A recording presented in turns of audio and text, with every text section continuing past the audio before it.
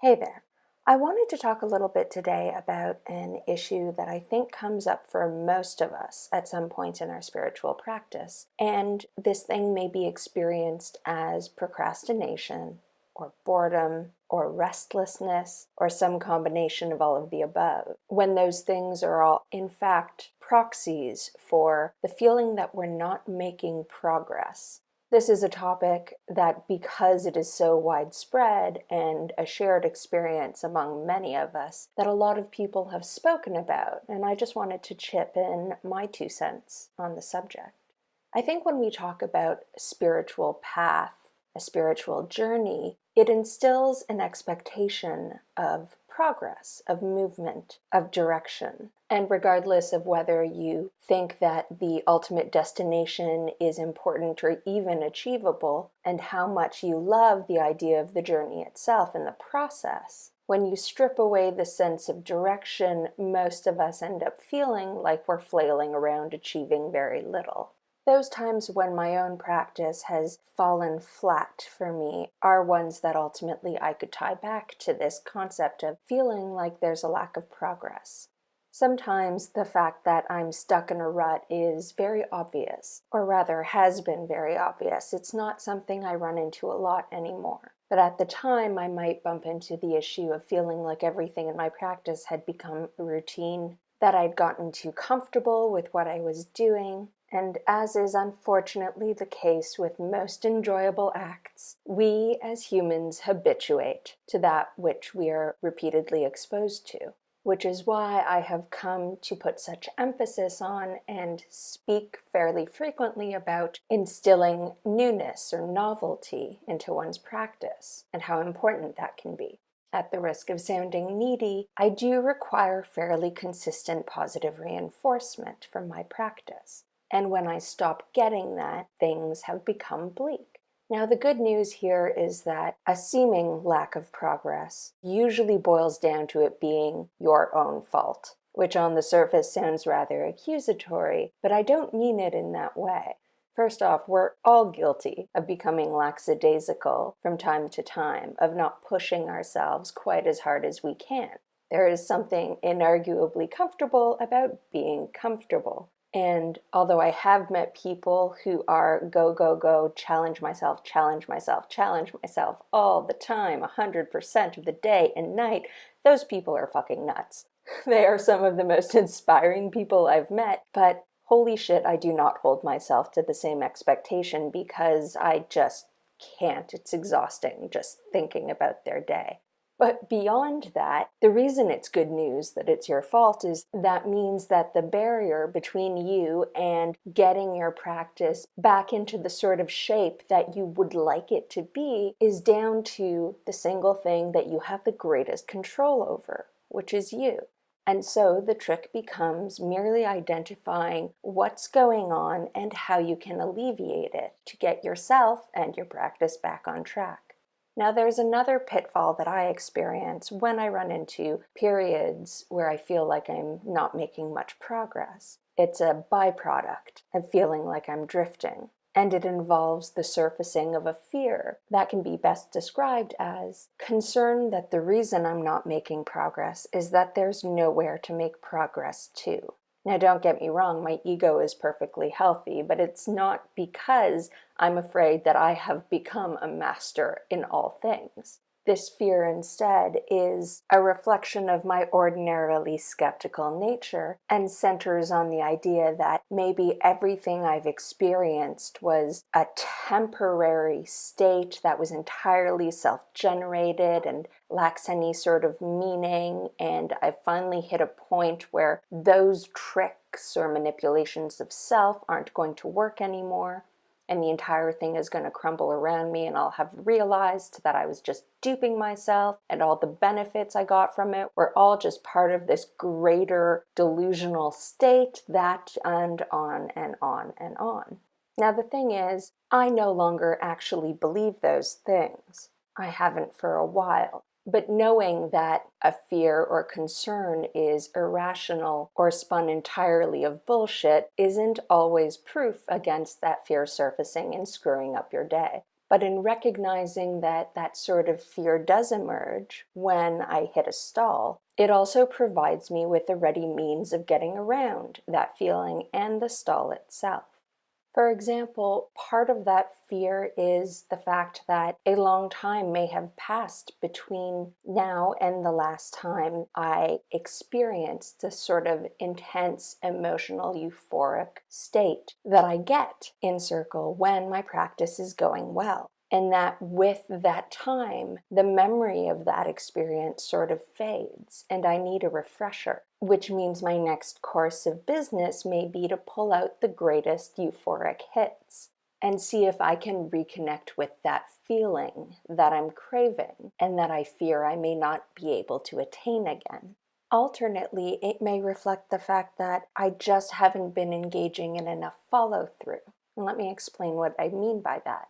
My own practice, particularly on the spiritual and technical end, is very discovery-focused. It involves a great deal of path working and journeying. These sorts of meditations and journeys often have an ongoing component, wherein when I revisit that scene, I push a little bit further and get a bit more of the story or the environment or learn something new.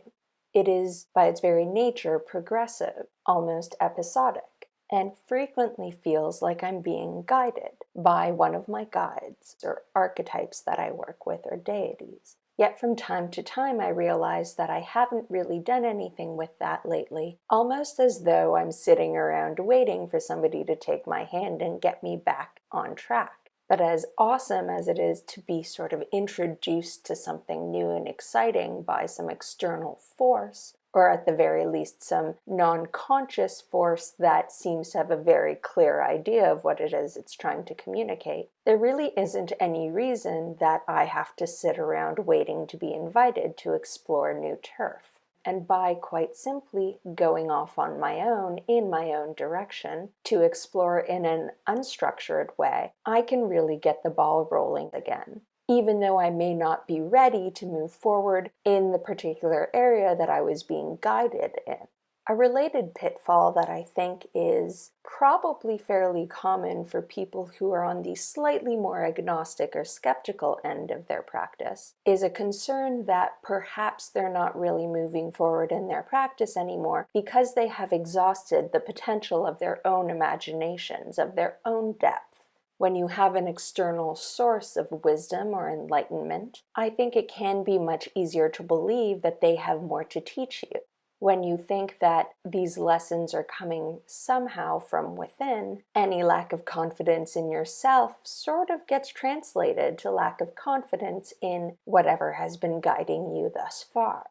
Now, this sort of lack of confidence may be felt acutely when you're in a period where your practice just isn't going how you want, or you don't feel like you're going anywhere. But ultimately, even if you don't believe you're fundamentally tapped into some sort of greater unconscious, or you don't believe in intelligences in other planes or guides or gods, the limits that you perceive regarding your creativity are almost 100% guaranteed to be bullshit. The human capacity for imagination is extreme, and for all that people and culture in general pays mouth service to the idea of artistic and unartistic people, in this sphere, the spiritual sphere, it's that capacity to imagine and to let your creativity carry you that matters, not so much the translation of that into some physical or tangible object.